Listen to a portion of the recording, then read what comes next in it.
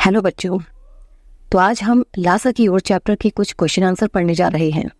शुरुआत करते हैं पहले क्वेश्चन से। लासा की ओर चैप्टर के लेखक कौन हैं? इस पाठ के लेखक हैं राहुल सांगत्य। लेखक की ये कहानी कैसी है? ये कहानी एक यात्रा वृत्तांत है। इस पाठ में लेखक अपनी कौन सी यात्रा का जिक्र कर रहे हैं? लेखक इस पाठ में अपनी पहली तिब्बत यात्रा का जिक्र कर रहे हैं, जो पहले के समय में बहुत मुश्किल भरी थी। तिब्बत की राजधानी का नाम क्या है? तिब्बत की राजधानी का नाम है लासा। लासा की ओर पाठ से लेखक का क्या आशय है?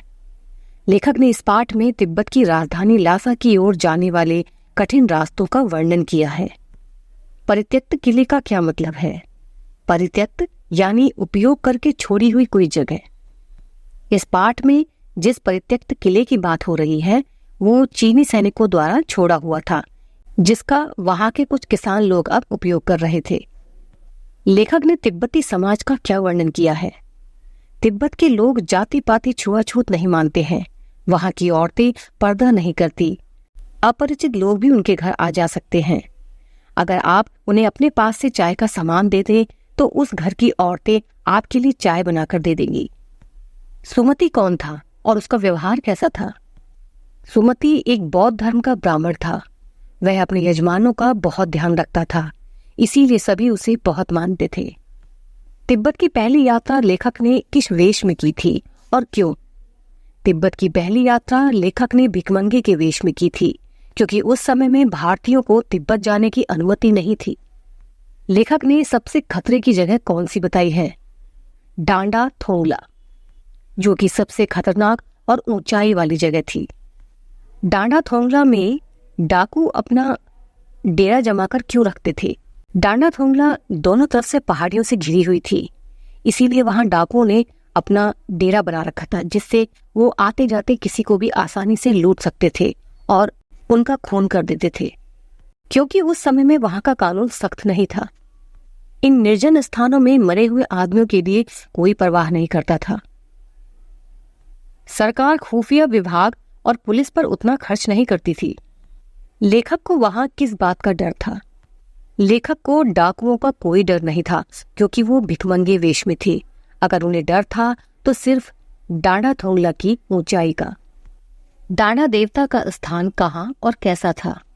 डांडा देवता का स्थान एक सर्वोच्च स्थान पर था, जो कि पत्थरों के ढेर, जानवरों की सींगों और रंग बिरंगे कपड़ों की झंडियों से सजाया गया था। थुक्पा कौन सी डिश होती है? थुक्पा तिब्बत का एक नूडल सूप है, जिसे सर्दियों में रात को पिया जाता है। पहाड़ों से घिरा टापू का क्या नाम था? पहाड़ों से घिरे टापू का नाम था तिंगरी समाधिगिरी। लेखक ने शेखर विहार, जो कि एक मठ कहलाता है, उसके बारे में क्या बताया है? तिब्बत की जमीन बहुत से छोटे बड़े जागीरदारों में बटी है। इन जागीरों का बहुत ज्यादा हिस्सा विहार यानी मठों के हाथ में है। यहाँ की खेती का इंतजाम देखने के लिए किसी भी भिक्षु को भेज दिया जाता है, जो कि उस जागीर के आदमियों के लिए किसी राजा से कम नहीं होता। शेखर की खेती के मुखिया भिक्षु को क्या कहा जाता है? शेखर की खेती के मुखिया भिक्षु को नमसे कहा जाता है। कंजूर किसे कहते हैं? बुद्ध वचन और उसके अनुवाद जिस पुस्तक में लिखे होते हैं उसे कंजूर कहा जाता है। लेखक ने पहली बार सुमति को अपने यजमानों से मिलने के लिए मना कर दिया था, लेकिन दूसरी बारी में कैसे मान गए? क्योंकि दूसरी बारी में लेखक बुद्ध वचनों की किताब पढ़ते पढ़ते उसमें खो गए थे, इसीलिए उन्होंने सुमति को अपने यजमानों से मिलने के लिए हाँ कह दिया था। लेखक को तिब्बत यात्रा में किन कठिनाइयों का सामना करना पड़ा था? लेखक को कई कठिनाइयों का सामना करना पड़ा था, जैसे वो अपना रास्ता भटक गए थे। 17-18 हजार फीट की ऊंचाई पर कठिन रास्तों पर चलना पड़ा था। डाकुओं के डर की वजह से उन्हें भिखमंगे का वेश धारण करना पड़ा था। कड़ी धूप को सहते हुए उन्होंने यह यात्रा की थी।